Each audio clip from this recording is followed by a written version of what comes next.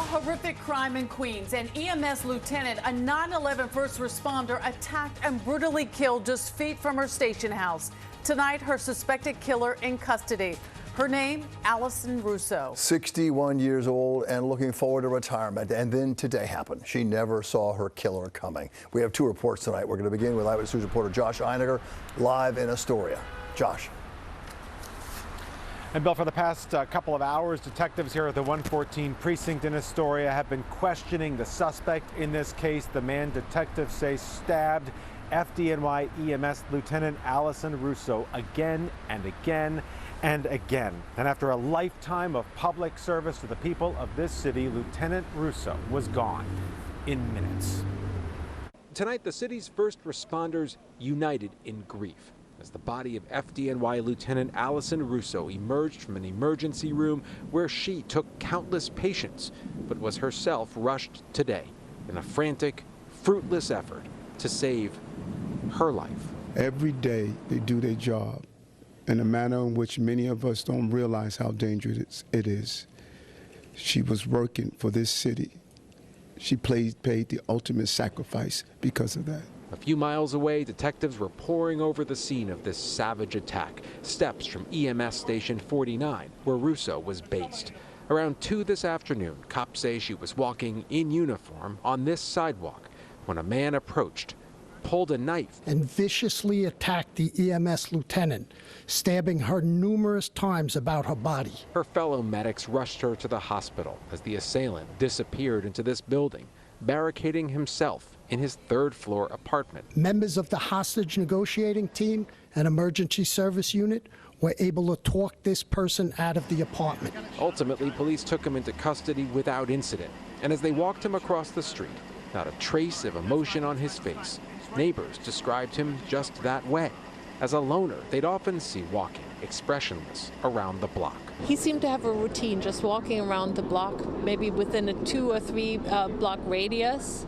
Always solitary, not even on his phone, never talking to anyone, and just all by himself, and very self-contained. But now he's accused of incomprehensible violence, an unprovoked attack on a public servant, a murder in the line of duty.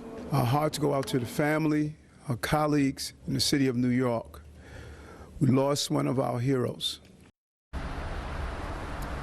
And again, no charges filed just yet against the suspect, who is still in custody here at the 114 precinct, the NYPD's 114 precinct. Meanwhile, just a few miles away at the EMS Station 49, Lieutenant Russo's colleagues are just trying to understand. Eyewitness News reporter Sonia Rincon picks up the story from there. Sonia.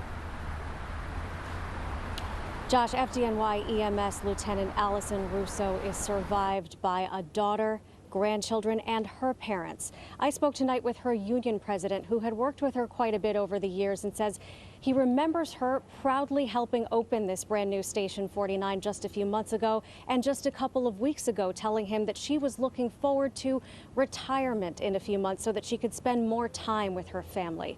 Her career included rescue and recovery work on 9/11 and more than 2 decades of service to the city. The members of the FDNY EMS family Lieutenant Allison Russo leaves behind, and members of her own family are mourning together tonight, lining 30th Avenue as her body was brought to the medical examiner's office, and as they struggle to understand how this could happen. Members of EMS serve only to help and save other people's lives. To be attacked and killed in the course of helping others is both heartbreaking and enraging for our department in ways I cannot describe. She was really just a great person who loved to help, and she saved people. She was dedicated and committed to the people of the city and everybody else around her.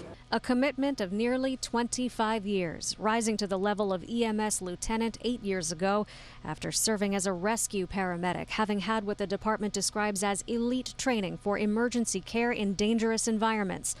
The neighborhood around her station wasn't supposed to be one. Hundreds of FDNY EMS members gathered at Mount Sinai Queens Hospital as they got the awful news that one of their own had been the victim of an unprovoked and seemingly random attack while on her shift and in uniform. This person needs to go to jail for life. He is a criminal, he's a murderer, and he took a very valuable and beautiful person from us. Please keep this family and the FDNY in your prayers and in your hearts, and stand with us as we work to eradicate this violence from our city. Now, Governor Hochul tonight has directed that all flags be flown at half-staff now until after Lieutenant Russo's funeral. No word yet tonight on when that will be.